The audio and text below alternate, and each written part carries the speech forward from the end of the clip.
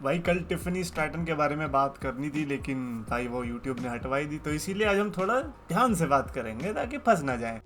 तो गैस जो मैं चैंपियंस ऑफ द वर्ल्ड में हूँ 3D एक्सचेंज। सबसे पहले रोमन रेंस की बात करते हैं। रोमन रेंस के ऊपर डीवॉन डडली बात करते हैं। डीवॉन डडली वो बंदा है जो कि आपको पता होगा बुली रे के साथ टैग टीम में आते थे, team 3D and all, but back stage में WWE में एज प्रोड्यूसर भी काम किया है काफी। रोमन रेंस को बहुत क्लोजली मॉनिटर किया है और उन्होंने रोमन रेंस के बारे में क्या कहा है वो आप स्क्रीन पर देख सकते हो। मैं पूरा तो नहीं पढ़ने वाला, बट इतना बता सकता हूँ उन्होंने ये बोला कि मैं रोमन रेंस को उस सेम पोजीशन पर रखता हूँ जिस सेम पोजीशन पर stone cold Steve Austin, the rock, Bret Hart, Hulk Hogan और ब्रूनो सैन मार्टिनो है। उन्होंने कंपनी को उस टाइम पे कैरी किया जब कोई भी नहीं कर पा रहा था for the longest period of time. तो ऐसे में लाइक डीवॉन डडली का ये कहना, बिकॉज जब कोई ऐसे सुपरस्टार्स बोलते हैं ना तब ज्यादा सेंस भी बनाता है। आज मैं उठ के बोल दूंगा, कल को आप बोल दोगे तो लगेगा कि अबे ठीक है भाई तो फैन है ना, लेकिन कोई बंदा जो कि रेसलर ही है या फिर जिसने बैक स्टेज में क्लोजली देखा है रोमन रेंस को या फिर WWE के एनवायरमेंट को, वो जब ये चीजें बोलता है तो बहुत अच्छा लगता है। सो ओवरऑल आप पूरा ये पढ़ सकते हो। अच्छा लगा सुनकर एंड मेरे को लाइक लिटरली ऐसा लगा था कि शायद से बहुत टाइम बाद जाके लोग रिकॉग्नाइज करना चालू करेंगे रोमन रेंस के इस ग्रेटेस्ट रन को, लेकिन WWE वालों में तो अब दिमाग आ गई है फैंस में।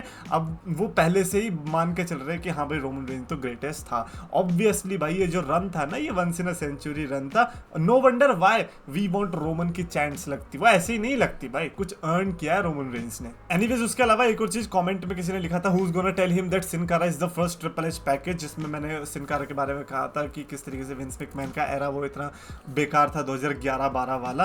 तो मैं ये कहना चाह रहा हूँ ट्रिपल एच ने साइन तो किया था बट मिस्टिको को किया था ना कि सिन कारा को। तो जो भी सिन कारा रहा अंदर WWE के वो तो विंस मैकमैन का ही था। बट भाई सिन कारा एक ऐसा चैप्टर है ना जो कि लिटरली ऐसा लगता है पूरी वीडियो में डिस्कस करना चाहिए, क्योंकि उस टाइम पे भाई उसकी हाइप ऐसी थी कि कुछ बड़ा WWE दे रही है, उसके लिए स्पेशल ट्रीटमेंट हो रहा है एंड देन नथिंग हैपेंड। बताना यार इस पर कभी बात करनी चाहिए नहीं। एनीवेज रॉ, स्मैकडाउन, NXT की डेज चेंज होंगे या नहीं, ये बहुत बड़ा क्वेश्चन था। नेटफ्लिक्स पे जाने वाली है NXT जो है CW पे जाने वाली है और स्मैकडाउन जो है USA पे जाने वाली है। तो ऐसे में अब पता ये चल रहा है कि नहीं डेज वही रहने वाला है। रॉ का तो मेरे को पता था वो नहीं चेंज होने वाला, रॉ मंडे को ही रहने वाली। स्मैकडाउन का था, स्मैकडाउन कभी ट्यूसडे में पहुंच जाती है कभी कुछ पहुंच जाती है। स्मैकडाउन फ्राइडेज को रहने वाली है और NXT ट्यूसडेज में, और हमारे हिसाब से एक एक दिन आप आगे बढ़ा सकते हो, यानी कि ट्यूसडे, वेंसडे एंड सैटरडे। खैर सीएम पंक का हमें क्या पता चलता है, रिसेंटली सीएम पंक को ऑफर हुआ था क्या, एक नया थीम सॉन्ग जो कि कल्ट ऑफ पर्सनैलिटी जैसा ही था WWE की तरफ से। जब उनकी रिटर्न हो रही थी तो उन्होंने सुनाया और सीएम पंक को बिल्कुल भी पसंद नहीं आया। उसने कहा कि भाई मेरा जो थीम सॉन्ग है प्लीज मेरे को वही करने दो, मेरे को और कुछ नहीं चाहिए। और ये जो चीज है ये बताइए, लिविंग कलर जो कि बैंड है क्या बोलते हैं जिसने ये थीम सॉन्ग गाया है, उसके किसी बंदे ने बोला, और उन्होंने ये भी बताया सीएम पंक उन कुछ बंदों में से है जिनके कॉन्ट्रैक्ट में ऐसा है कि जहां वो जाएंगे वो थीम सॉन्ग जाएगा। तभी आपने देखा होगा cult of personality all elite wrestling में भी बजा था और WWE में भी बजा है।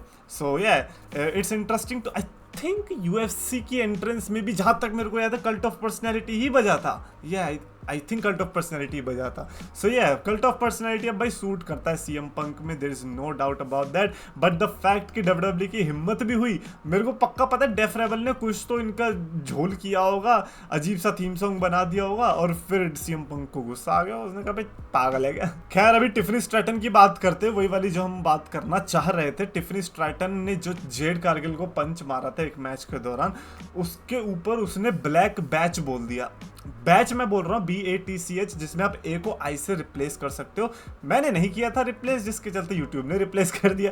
तो ब्लैक बैच बोल दिया था, जिसके ऊपर इतना ऑफेंस हो गई क्राउड की भैया ये तो रेसिस्ट है, ये तो रेसिस्ट है। मुझे समझ में नहीं आया ऑफेंस बैच पे लेना था कि ब्लैक पे, इन्होंने ले लिया ब्लैक पे। अबे जब तुम अचीवमेंट्स की बात करते हो तब तो तुम बोल देते हो भाई first ever black superstar to win this to win that, but किसी ने इंसल्ट के रूप में यूज कर दिया, वो भी black not being the major thing, batch being the major thing. Batch को छोड़ के ये लोग ब्लैक पे ध्यान दे रहे हैं। भाई पहली बात तो अमेरिका का जो रेसिज्म कल्चर है वो तो इन्हीं मुबारक को, वो उधर ही करते रहे पागलपंती, क्योंकि ये लोग इतने फ्री हैं, ये सब हरकतें करते रहते हैं। बट मेरे को ये लॉजिक बड़ा बेकार लगा। इनका पता है क्या मानना होता है, we don't see colour. Basically अगर ये किसी को ब्लैक बोलते तो इन्हें ऐसा लगता है कि अच्छा तूने कलर देखा यानी कि तू रेसिस्ट है।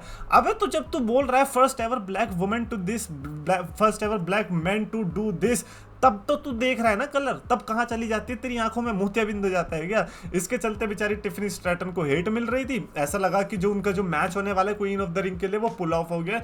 बट लेटेस्ट अपडेट जो है वो ऐसा था कि नहीं, ऐसा कुछ भी नहीं है और बैक स्टेज में भी सब ठीक है। थैंक गॉड बैक स्टेज में दिमाग वाले लोग हैं, ना कि इन फैंस जैसे लूल जलूल जो कि कुछ भी रेसिस्ट हो गया ये तो, रेसिस्ट हो गया ये तो। अबे वो जो ब्लैक है ना, अगर वो ये बोलती है कि भाई तू ब्लैक है इसीलिए तेरे को दब के रहना पड़ेगा, तेरे को राइट्स कम मिलेंगे, तो होता है रेसिज्म। पागल। बट ये अमेरिका है, अमेरिका में कुछ भी हो सकता है। अब यार फीमेल सुपरस्टार्स की बात चली है तो मैं लिव मॉर्गन वाला भी केस उठा लेता हूँ। लिव मॉर्गन के फैंस से मैं अपोलोजाइज करना चाहूंगा। अब मैं आप लोगों की ही गैंग में हूँ। मेरे को रिसेंटली रियलाइज किया हुआ एक पोस्ट को देख के, जो कि मेरे सामने, जो कि आपको भी दिख रहा होगा। लिव मॉर्गन इकलौती ऐसी फीमेल सुपरस्टार है जिसने रोंडा राउजी को not once not twice but thrice 3 बार पिन किया है। अब रोंडा राउजी को आपने 3 बार पिन किया है तो मेरे लिए रिस्पेक्ट जाती है बढ़, और लिव मॉर्गन को मैं डाल देता हूं अपने उसमें लाइक फेवरेट्स लिस्ट में। तो इसीलिए लिव मॉर्गन की हेट्स आज से नहीं जाएंगी। आपको हंसना है, जिंदगी भर हंसो। रोंडा राउजी को हरा के अगर कोई हंसना चाह रहा तो मैं उसकी हंसी को रोकूंगा नहीं। Whatever you want to do it. मेरी तरफ से अब कोई भी आपके लिए कंट्रोवर्शियल ओपिनियंस नहीं आने वाले। भाई मजा आ गया ये वाली चीज को देख कर। रोंडा राउजी को 3 बार पिन किया, मजा आया। WWE की तरफ से पोस्ट आता है हियर फॉर दिस, जिसमें कोडी और लोगन के फेस ऑफ दिख रहा है। एंड मैं ये कह रहा हूँ हेयर फॉर दिस तुमने लिख तो दिया, तुम ये तो बता दो दिस जो है this is for the championship और नॉट।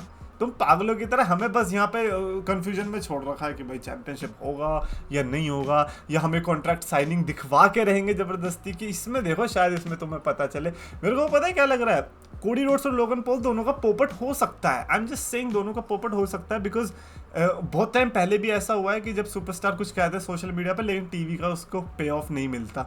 इन्होंने बोल तो दिया चैंपियनशिप, लेकिन WWE वाले इतने स्मार्ट है कि हो सकता है कि वो चैंपियनशिप मैच करवाए ही ना, बोल देंगे भैया ये तो नॉन टाइटल मैच है। तो I would not want that, क्योंकि फिर उससे क्या होगा, कोडी रोड्स और लोगन पॉल इनके जो ट्वीट्स हैं ये पॉपट हो जाएंगे और फिर आगे से कोई ऐसे सीरियसली लेगा भी नहीं। तो अब इन्होंने इतना बोल दिया तो अब चैंपियनशिप अगर नहीं भी करवा रहे थे तो भी करवानी पड़ेगी चाचा। रोमन रेंस का अब हमें पता चला जो उनके खुद के ब्लड लाइन के जूते आने वाले हैं, यानी कि जो जॉर्डन शूज होते हैं वो ब्लड लाइन वर्जन निकलने वाला जनवरी 2025 में। And apparently that's a big thing because Jordan के शूज आपको पता ही कितने फेमस है, लाइक आई थिंक कलेक्टिबल्स में आते हैं। तो ब्लड लाइन के आने वाले हैं, सी क्या होता है। ऑलरेडी कॉमेंट्स आने शुरू हो जाएंगे, भाई दिल्ली में मिल जाएंगे क्या ये वाले जूते, भाई ब्लड लाइन वाले पहनने भाई। एनीवेज भाई ये वाला ट्वीट क्या इंसेन है भाई। साशा बैंक्स की मैं इतना वो करता था बट मुझे क्या पता थी साशा बैंक्स तो देवी है, देवी भाई। पूरा उसने ये बता दिया कि किस तरीके से साशा बैंक्स और नियोमी का WWE छोड़ना और फिर उस पर CM पंक का ट्वीट करना और वहाँ से पूरा वो चीज़ें चल के CM पंक का WWE में रिटर्न होना, कैसे साशा बैंक्स का वो जो मूव था उसने ये सब कर दिया। And I was like bro that is definitely insane। और CM पंक के रिटर्न के लिए अगर मेरे को किसी को थैंक यू देना होगा तो वो साशा बैंक्स होगी। तो साशा बैंक्स ने बहुत अच्छा काम किया है, लाइक ये मेरे को बहुत अच्छी बात लगी। WWE में ना रहते हुए उसने WWE के ज़्यादा अच्छा काम कर दिया। ऑल एलीट रेसलिंग को भी शायद यही करना चाहिए कि अपनी कंपनी में ना रखे तो शायद ज़्यादा अच्छा हो जाएगा, क्योंकि कंपनी में रख के तो व्यूअरशिप कम आ गई है। अभी रिसेंटली ऑल एलीट रेसलिंग की व्यूअरशिप आई है 6,72,000, जो कि अपेरेंटली ऑल एलीट रेसलिंग की अब तक की हिस्ट्री में सबसे कम व्यूअरशिप रही है। आप डेमो उठा लो, आप कुछ भी उठा लो, सब में बिल्कुल कम रही है। बेड़ा गर्क हो गया है। विल ऑस्प्रे जो इतना चौड़ा बन रहा था ट्रिपल एच को ऐसे रोस्ट करके जैसे पता नहीं कहाँ का नवाब होगा, उससे भी कुछ नहीं हो पाया। साशा बैंक्स के तो मोड़े हो गए हैं और आप 6,72,000 देख सकते हो। ये वो व्यूअरशिप है जो कि लिटरली NXT पुल करती थी। तो अब पता चल गया डायनामाइट का जो असली कंपटीशन है वो NXT ही था, है नहीं रहेगा तो नहीं बोल सकता, क्योंकि क्या पता NXT आगे चल के बड़ी हो जाए। खैर डायनामाइट की रेटिंग तो ये रही है। अगेन डायनामाइट के रेटिंग के बेस पे तो किसी को जज करना बेकार ही है, बट ये बताता है interest over the time. Like जैसे डेव मेल्जर ने कहा ना, क्या बोलते हैं इन सब चीज़ों से पता तो चलता है इंटरेस्ट। तो डेव मेल्जर कह तो सही रहते, इंटरेस्ट का पता तो चल रहा है बहुत ज़्यादा, मजा आ गया इंटरेस्ट देख के। And finally John Cena versus the rock, किसी बंदे ने पोस्टर डाला एडिट करते हुए, और मैं ये कह रहा हूँ रेसलमेनिया 41 के लिए John Cena versus the rock thrice in a life time बहुत अच्छी स्टोरी हो सकती है, कुक कर सकती है WWE। देखो बहुत सारी पॉसिबिलिटीज है already, like you can have I don't know Cody versus Roman again. Not saying कि जरूरी है, but I am just saying कि ऐसी पॉसिबिलिटी हो सकती है। कोडी वर्सेस द रॉक की ज़्यादा बड़ी पॉसिबिलिटी है, राइट। कोडी वर्सेस रैंडी ऑर्टन भी अब मिक्स में घुसता जा रहा है। मैं तो ये कह रहा हूँ कोडी वर्सेस जॉन सीना भी एक पॉसिबिलिटी ले लो, but John Cena versus the Rock जब बन जाता है तो मैं आपको बता रहा हूँ, अगर John Cena versus the rock night 2 के लिए है तो कोडी रोड्स अपनी चैंपियनशिप को लेकर नाइट 1 में मेन इवेंट करने आ जाना, क्योंकि नाइट 2 में आपको स्पॉट नहीं मिलने वाला, that is for sure. But John Cena versus the rock अगर हो रही है, मैं चाहूंगा कि चैंपियनशिप के लिए हो, because if you are saying कि जॉन सीना की 17th टाइटल का जो चेज है वो हमें द रॉक के अगेंस्ट देखने को मिल एक हील रॉक के अगेंस्ट देखने को मिल सकता है, तो आई थिंक मैं बहुत ही ज़्यादा इन्वेस्ट हो सकता हूँ उसके लिए। एक्साइटमेंट लेवल मेरे को लगता है, भले ही आई नो कि जॉन सीना बस उस तरीके से नहीं लड़ सकता जिस तरीके से पहले लड़ता है, बट ये कंडीशन वही है कि जैसे द रॉक ने अपना टाइम दिया, जैसे द रॉक ने अपना अपना सब कुछ दे दिया उस टाइम पे भी रेसलमेनिया के दौरान, अगर जॉन सीना रेडी है तो मैं भी रेडी हूँ जॉन सीना को एक और वर्ल्ड चैंपियनशिप रन के साथ देखने के लिए। और 2-3 ही सुपरस्टार है, Brock Lesnar, Randy Orton and the rock, जो कि मेरे को लगता है जॉन सीना के अगेंस्ट होने चाहिए अगर 17th टाइटल विक्ट्री आ रही है तो। ऑब्वियसली ट्रायोलॉजी है ना, क्योंकि एक बार क्या बोलते हैं द रॉक ने जीत रखा है, एक बार जॉन सीना ने जीत रखा है, एक और मैच ये कराते तो अल्टीमेटली डिसाइडर भी हो जाएगा कि जॉन सीना और रॉक में कौन बेस्ट है। कमेंट्स में लिखकर बताना अपने thoughts regarding this John Cena versus rock situation. Like आप जॉन सीना वर्सेस रॉक ज्यादा देखना चाहते हैं या फिर कोडी वर्सेस रॉक? कमेंट्स में देखो। और आपको वीडियो पसंद आए तो प्लीज लाइक शेयर करो, चैनल को सब्सक्राइब करो।